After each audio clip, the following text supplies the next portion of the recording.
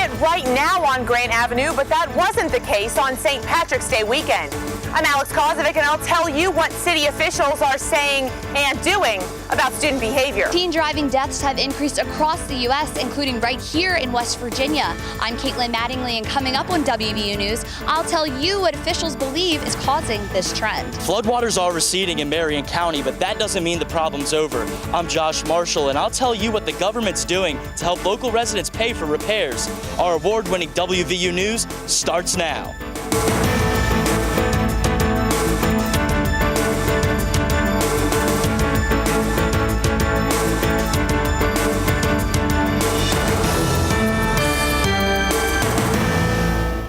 Embarrassing and inexcusable. That's what WVU President James Clemens has to say about the behavior of some students over St. Patrick's Day weekend. I'm Alex Kozovic. Also coming up, find out what West Virginia is doing for residents affected by flash floods. I'm Josh Marshall, and you're watching WVU News, an award-winning newscast produced by television journalism students right here at West Virginia University. WVU Vice President of Student Affairs Ken Gray has spoken. In an email sent to the entire student body, Gray says, quote, "What happened over St. Patrick's Day weekend cannot and will not happen again." That's right, Josh. There were more than 200 citations issued and 36 fires were set. And now that the party is over, officials say students involved could be suspended or even expelled. This is YouTube video from Grant Avenue on March 17th, St. Patrick's Day. Hundreds of students flooded the streets to celebrate the holiday, and it led to 33 student arrests and 4 DUIs. It's something WVU student Joshua Spradley says is being blown out of proportion. WVU's a party school, you know what I'm saying? Like, that's what the reputation's for, and you know, St. Patrick's Day was the day. You know, everybody knew that we were going to go hard that day. We're a college town. But the partying on Grant Avenue wasn't what authorities expected. It escalated from small house parties to a massive celebration in the street. And police say the student reaction won't be tolerated. Having a good time and having a drink or two, that's one thing. But putting other people in harm's way, that's a whole different story. Throwing stuff at first responders and challenging first responders and putting their safety at risk, that's not a funny thing, and it's not going to be tolerated here in Morgantown or anywhere else. 36 fires were intentionally set during the night, and WVU officials are calling it dangerous and unlawful. The weather on St. Patrick's Day was similar to today's, and with high temperatures paired with the holiday falling on a weekend, officials say it was the perfect storm for celebrations that got out of control. And residents of Morgantown say they're fed up with students giving the city a bad name. As an alumni, I'm embarrassed. As a resident of Morgantown, I'm embarrassed. And as a landlord, it's just ridiculous. While most of the damage has been cleared, the worst part could fall on the students who were involved. They could be suspended or expelled from WVU. The Office of Student Conduct will review the YouTube video capturing the riots on Grant Avenue.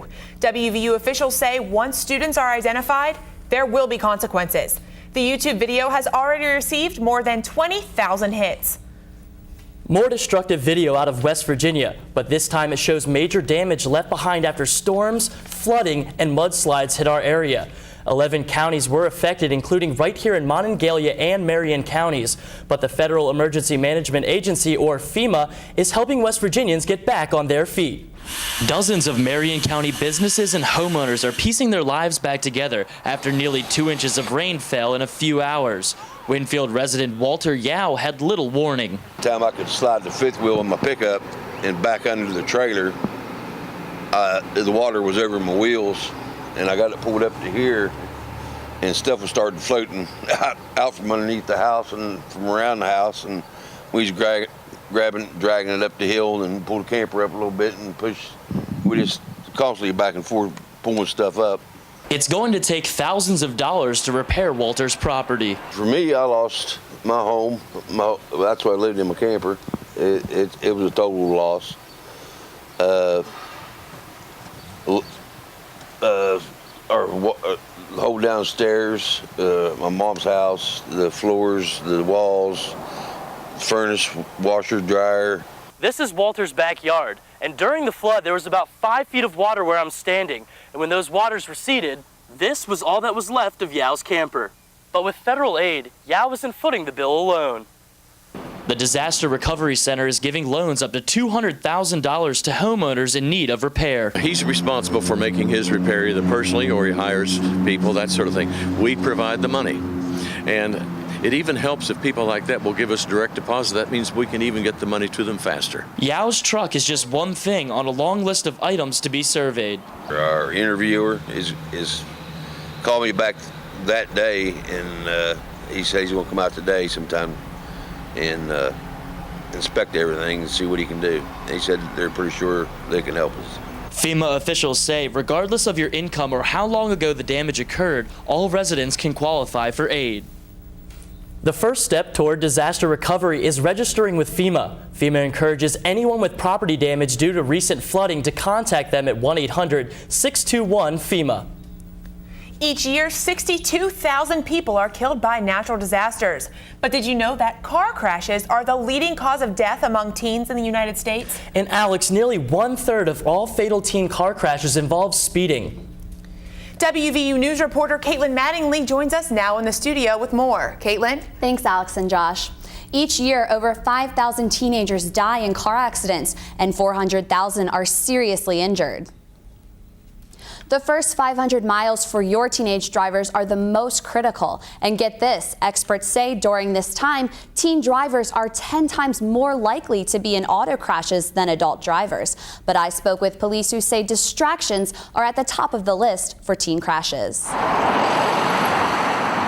In their first year of driving, 1 in 5 16-year-old drivers have an accident. Here in West Virginia, teens can skip driver's education classes and instead log 30 hours of drive time on the road before receiving their license. Delaney Ball chose this option and felt that she was just as educated as a teen who took driver's ed. I've gotten a lot of practice with my parents, and they went through a lot of practice over the year I had my permit with me, so I felt pretty prepared. But unfortunately, new drivers have the highest chance of having a fatal crash within the first 6 months of receiving their license. A recent study has shown that new driver deaths have increased by 11% across the U.S. And with additional distractions from passengers in the car, a new driver's chances of crashing goes up 50% per person. Over 1/3 of teen fatal crashes are speed related, and Sergeant Branham says that other factors may be causing a rise in these numbers. Don't bother with the other distractions like cell phones, passengers in your car talking, playing back and forth. Just be aware of your surroundings and take your time. Abiding by the proper curfew for new drivers is also important, as more than 40% of teen auto deaths occur between 9 p.m. and 6 a.m. I think that it's important to know what you're doing when you're driving and to be safe about it and not just make dumb mistakes and be reckless. Experts say lowering cell phone use can prevent your risk of crashing, and always remember to buckle up. Around 56% of teen drivers use their cell phones while driving. Some even text their friends, update their Facebook status, and change radio stations while behind the wheel. Thanks for that report, Caitlin. Students in our area have access to something that might actually make them smarter. WVU News education reporter Matt Casasanta is live in the studio to tell us more. Matt? Almost 80% of kids ages 3 to 17 use the internet at home, and teachers say using technology in the classroom is a great way to keep students engaged and test scores up. I recently visited Mountaineer Middle School and found out how students and teachers are at the forefront of technology. Technology has become an important part of our everyday lives. 93% of Americans have access to a home computer. And here at Mountaineer Middle School, officials understand the important role technology plays in the classroom. Thomas Partero is in the 8th grade and loves having computer labs in his school. With the computers, it keeps us interacted, it keeps us very more ready to get for class. It makes it fun. And with 3 labs and 90 computers available to students, this school is staying on the cutting edge of learning. And not only just computers, but the cooperation with students, working together, collaborating, and coming out with a product. Each classroom has a smartboard, Teachers use these to keep students involved and entertained. Smart boards are wonderful because they're interactive. The students can go up and write on the board. They can choose an answer. There's colors that you can highlight. And it's not just students who benefit from this technology. Parents now have an inside look to their kids' education. Many Monongalia County schools have an interactive website. Here, parents can scroll through grades and upcoming assignments. This website can be accessed here in school or at home. Technology has even impacted some of the written work, such as students making mock pages for historical figures. Monongalia County schools use a statewide program called Tools for Schools that helps fund technology in the classroom. Alex and Josh, back to you. Thanks, Matt. Straight ahead on WVU News, Autumn Lonin has something sweet in store for us. And our sports reporter, Sabu Majarian, will tell us about an international sharpshooter right here in Morgantown. I'm Autumn Lonin, and coming up next, I'll give you the scoop on what some PR students are doing to help a local family in need.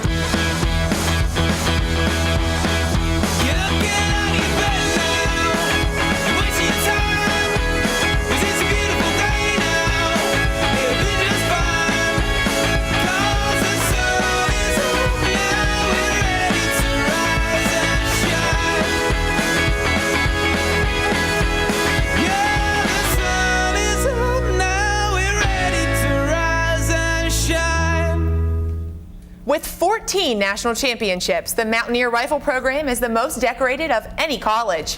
And the team's success has drawn attention outside of state lines. Sports reporter Sabu Majarian has more. Sabu? Thanks, Alex and Josh.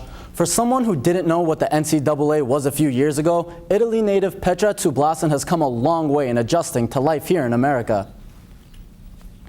Even though Petra says she prefers the small-town atmosphere she was raised in, the junior sharpshooter didn't hesitate to pull the trigger, deciding to move to America and be a part of the WVU rifle team. The civil engineering major received a scholarship from WVU and says she's extremely grateful to be here to study. Petra was named the Great American Rifle Conference Shooter of the Year and helped WVU win its third straight conference title. Petra will spend the summer preparing for international rifle competitions and traveling to various cities like Milan and Munich, while going to London for her first Olympic Games. That's it for sports. Alex and Josh, back to you. Thanks, Sabu. People are enjoying all sorts of frozen yogurt as part of the campaign for the house that WVU built. Natty Cakes is located in Morgantown, and that's where a fundraiser was held in an effort to raise money to build a house for one local family. WVU News reporter Autumn Lonin went there to get the scoop.